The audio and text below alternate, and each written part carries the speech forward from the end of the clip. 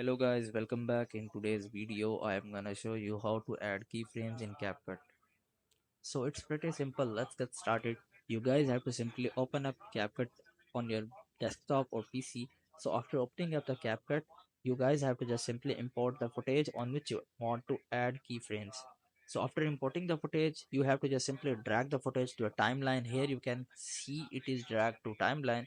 So after dragging to timeline, now you guys have to just simply make sure that which kind of effect you want to create with keyframes. So here I want to create a zoom effect with the help of keyframe. So in order to make the keyframe effect, you guys have to just simply go to the beginning of the video where you want to add the keyframe and where you want the effect to get started. So here I want to get the effect on keyframe, and I want to make the zoom animation. So in order to make the zoom, we have to just simply increase the scale after the duration of time. So here we have to just simply click on this button, triangle button, to add a keyframe. So after adding the keyframe on scale, because we want to update the scale with the next duration.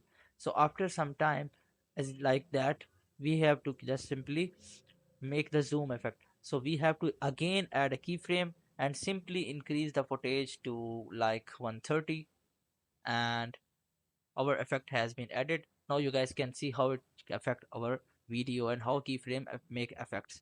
You can see here it has added a keyframe for the first keyframe, and here the second keyframe. The first keyframe shows that here the effect will be started, and the last keyframe will tell us that where the effect has been ended.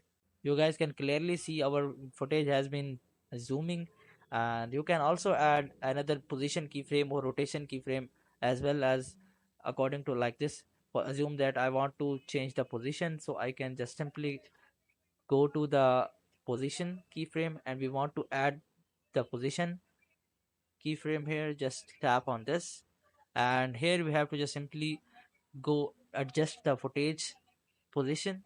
So after that we have to just simply go to the next position where we want to effect to get ended. So here we have to just simply adjust the position and our keyframe has been added. You guys can see our second keyframe has been added. Now you guys can see here is the first keyframe and here is the second keyframe. So you guys can see the effect of keyframe by just taking a look at it. Now you guys can see how beautifully it is animating. So this is the effect of keyframe, and in this way you guys can use the keyframes. So I hope this method find you well. Do like, share, subscribe. Thank you so much. Bye bye.